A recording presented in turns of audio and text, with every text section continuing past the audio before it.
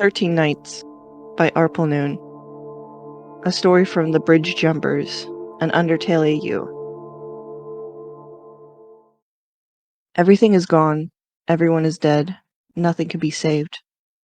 But my thoughts are still free, my feelings are still my own. So long as I live, those cannot be taken from me. Nothing can be recorded with each reset. The only thing that survived beyond this loop of never-ending genocides was Sans' own mind. He tried to remember the number, but he'd lost track after 280. The best he figured, he was somewhere past 600 days, almost 2 years of living the same day over and over. He'd long come to accept this as simply the reality of his situation. He memorized the place and time of each death down to the second when the human came through. The only thing different would be where he chose to die that day. He couldn't remember the last time he willingly went to sleep. Despite the fact that no permanent records could be made, Sans made a habit of waking up each morning to write out his thoughts. How he was feeling, things he remembered accomplishing, things he might choose to do that day. Even though he could ultimately do nothing to save himself or his people, the one thing he could do was sharpen his mind and his skills.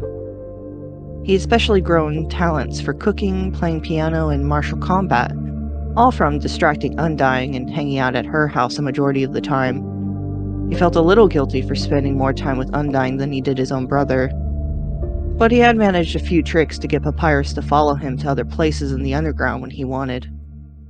Otherwise, he spared time with other monsters, like Alphys and King Asgore, learning their stories. Though he didn't know if he would ever be free, at least he could take the memories of his people with him.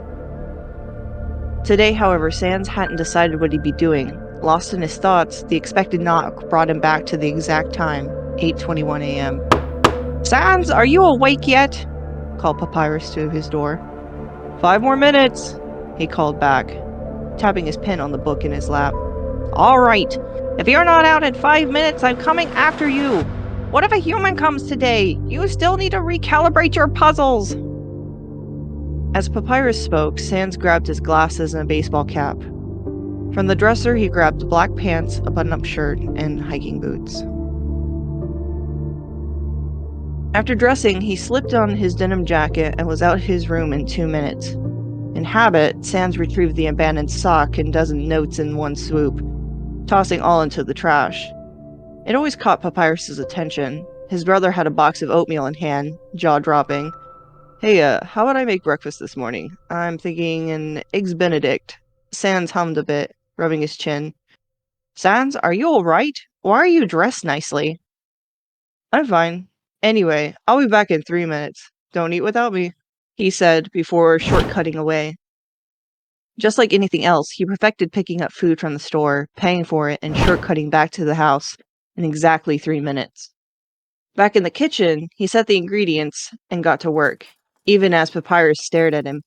"Is there something important today that I forgot? When was the last time you cooked breakfast?" "Just what I'm feeling today. No need to worry, bro." What followed were the usual questions about when Sans learned how to cook, again noting his different style of dress and the change in his behavior, all which Sans learned to dismiss. Soon enough, the both of them were eating together at the dinner table. Papyrus would be distracted by the quality of the meal, while Sans picked up his psychology book, reviewing the chapters. A knock came to the door. That was different. It compelled Sans to stand straight to his feet to answer. A vine forced it open where Flowey sprouted from the snow. "Sans, the human is headed this way! They're not killing anyone! What did you do?" Sans froze, tuning out Papyrus's reaction to the existence of a human. Flowey ignored the taller skeleton as well, looking behind him. "They're here!" he cried, and dove back into the snow.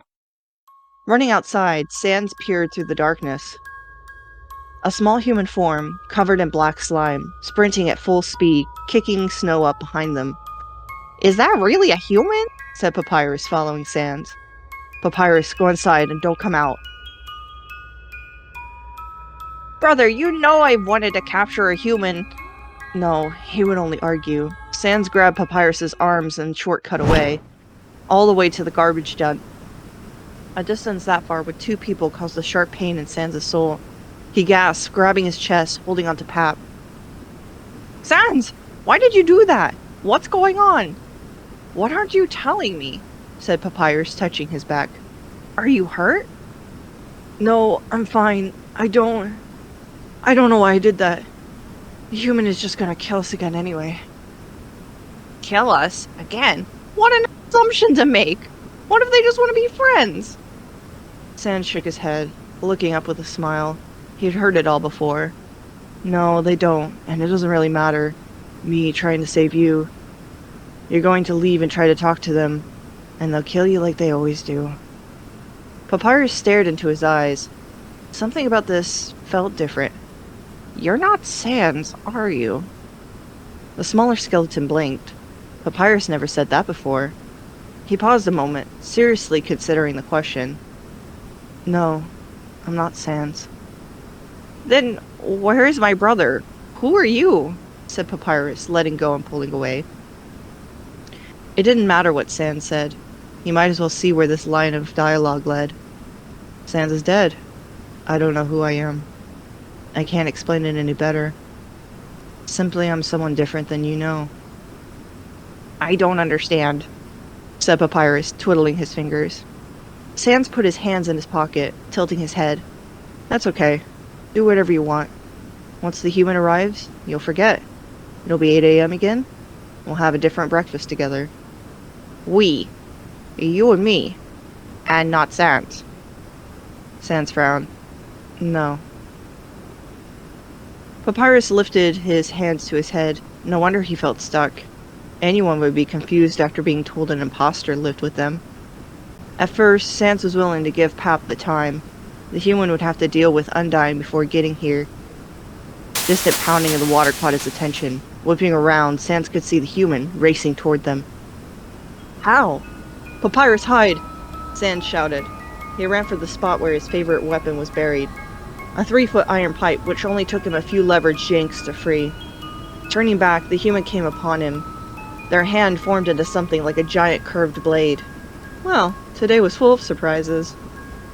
They came to blows, the strange appendage clashing against the iron, spinning sparks into the water around them. Sans hadn't the chance to stretch yet, as he preferred to do so before getting into each day's inevitable fight. Even without the warm-up, he kept pace with the human, knocking him back with bone attacks and gaster blasters when he could. What's with you today? You haven't gained any LV. Just wanted to come to see me that badly, huh? Sans taunted. The human let out a gurgling hiss, its mouth splitting open with uneven teeth. That was new too. What the hell was going on? It charged at him, swinging its bladed arm. Sans blocked the attack before whipping the rod around, hitting the human hard against the head and face. The slime flew off, along with a splatter of blood.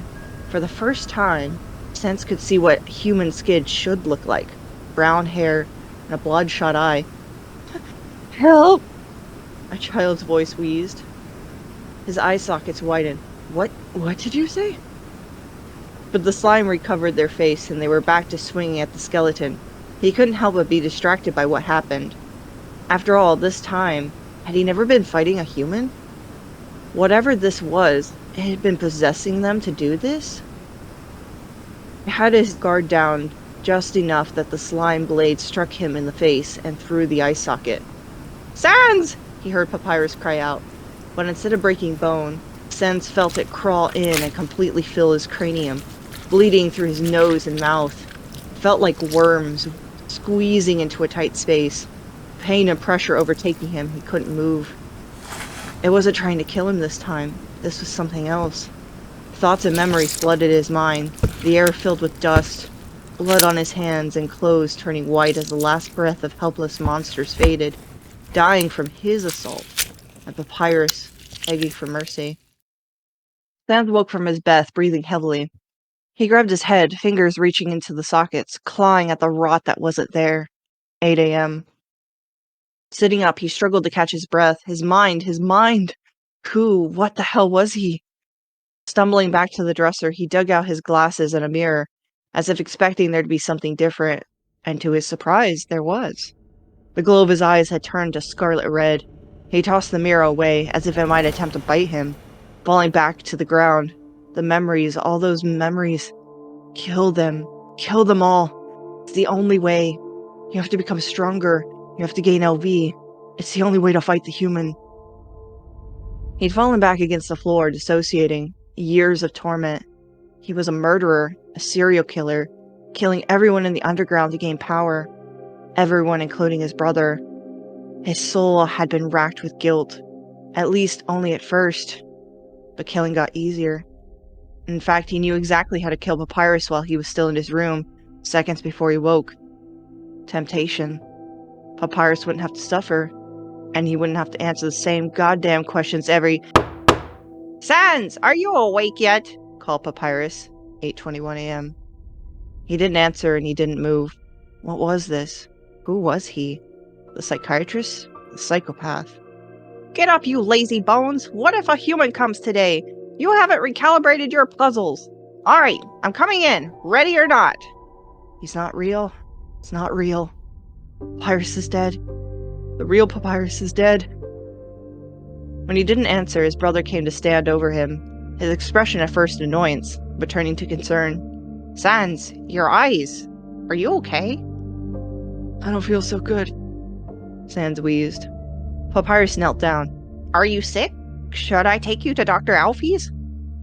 Yeah, I think that would be a good idea." Papyrus got Sans slippers and jacket on him before carrying him to the river person and making their way to Hotland. Sans barely remembered arriving in the lab, only coming back to the present as Papyrus spoke of his red eyes and unresponsiveness. "Oh dear, there's a tab hanging over there. Pull it down and set him on the table. I'll grab my books on skeleton monster health," she said.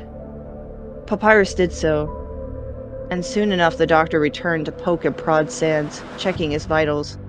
His brother sat nearby, quiet and anxious. The good doctor combed through the medical textbooks, asking Sans various questions about how he was feeling. "I don't know, bad?" was all he could say to most questions. He almost laughed when she asked what he'd eaten the day before, as if he could remember that. However, he was too distracted, staring at Alfie's. All he could think of were her screams, her pleas for help, each time he'd put her out of her misery. How difficult it had been at times to find her hiding places, stalking her through the labs and the core. "Well, this thing happening to Sans' eyes, the only thing I can find is that it can happen to skeletons who have experienced extreme trauma.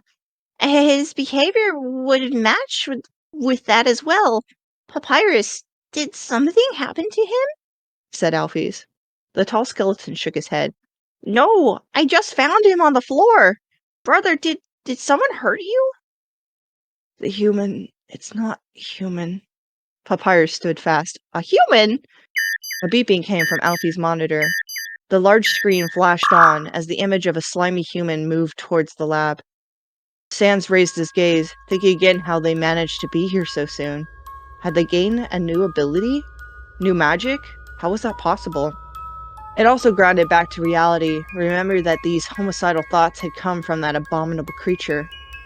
Them. That's a human?" said Papyrus. "They're the one who did this? I'm gonna call 9, said Alphys, reaching for her phone.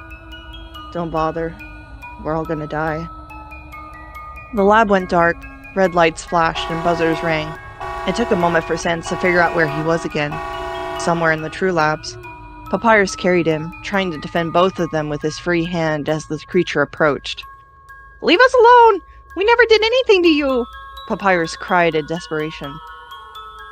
"Are you enjoying this, Sans? Do you like cowering in a corner like a frightened animal?" A voice came from the slime. "You're the one who hurt him! Why? What do you want?" Root-like tentacles shot from the human form, grabbing him and Papyrus, ripping the two of them apart. "What if I tortured him, rip and crack his bones piece by piece? Would you fight then? Or have you become too numb?" said the human. Sans said nothing, even as the creature had him by the throat. What was the use of fighting? He'd seen Papyrus suffer enough. He had become numb. Even as Papyrus struggled and protested, the words fell on deaf ears to both of them. The human groaned and chuckled. "That's all right. I'll make you do it instead." Once again, the black slime violated his skull. A flood of new memories. This time, he was a human named Kara. tired of fighting off the invading human, tired of watching their brother Ray be killed over and over. If my brother is gonna die, it'll be by my hand. I'll not let another human have the satisfaction. Sans' eyes shot awake, his fingers prodding his sockets yet again. 8 a.m. This time, he didn't leave the bed. When Papyrus came to check on him, he didn't answer. Still, his brother would carry him into the lab. No, Papyrus, he hasn't fallen down. His body is fine. Something else is wrong. Alfie's voice echoed through his thoughts as she tried to calm the tall skeleton down. Sans blacked out, sight returning as the human loomed over him, 2 piles of dust on the floor. This will not do. Get a hold of yourself, the human groaned. Sans grinned out of spite. Expecting something? You know, if you just told me what you wanted, it'd be easier for both of us. No, you have to remember.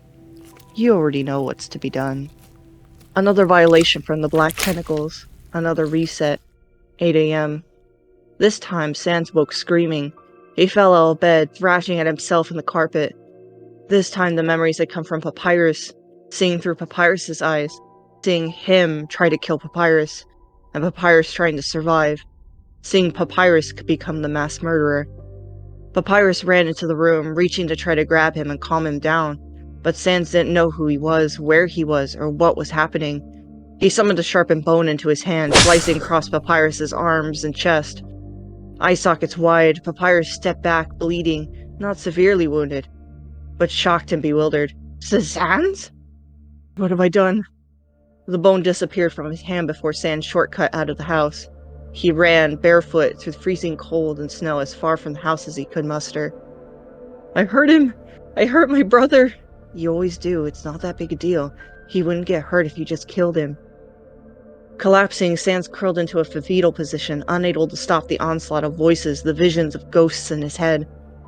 Fighting the human is all that matters. Gain LV, kill them all, defeat the human. Once again, the black form of that creature stood before him. Again came another flood of memories, another Sans, another Papyrus. Different worlds, different feelings, but all the same genocides. The monster he'd known himself to be fell behind the others.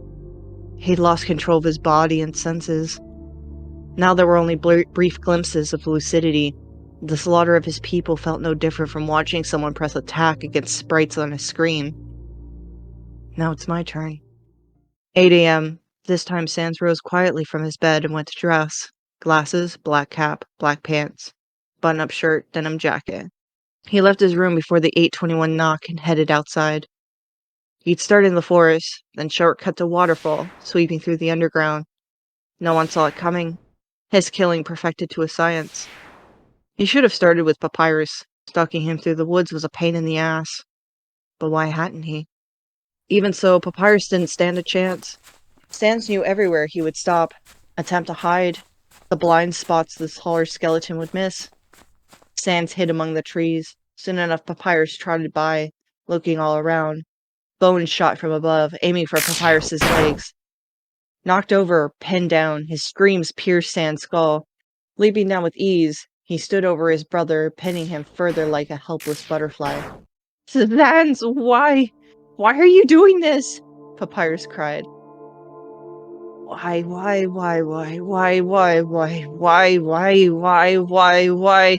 That damn noise, he never shuts up! Before Sans knew who he was, the bones came down, further impaling Papyrus through the chest, neck, and skull. The sound of cracking bones, suffering gasps and whimpers. Of all times, why now did Sans have to have a moment of clarity? Legs shaking, he stood in denial, until he heard his brother's voice. I'm sorry. I know you can do better next time. Papyrus, no! Sans fell to his knees, daring not to remove the bones, despite knowing he'd made the fatal blow. Papyrus, I'm sorry! Reaching out, Sans only reached Papyrus's scarf before he turned to dust. Hands trembling, he gripped the fabric, clutching it. Hot tears fell from his eye sockets. He barely processed the sound of crushing snow. 3 figures approaching before lifting his gaze. What looked like 3 hallucinations of himself, one covered in the black slime. Once again, the roots entered his eyes, arching him back, but he didn't wake in his bed. This time he remembered everything beyond the genocides, the existence of the multiverse. When the slime retracted, he fell forward, coughing. The dark figure knelt in front of him, lifting his chin with a skeletal hand. "Tell me my name."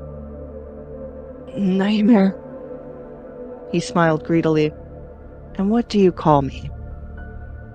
Sans let his mind retreat to the back, too overwhelmed to deal with the realization of his situation, the manipulation, the true cause of his suffering. A sadistic grin on his face. "Boss." "Good," said Nightmare, with a grin that couldn't be any more satisfied.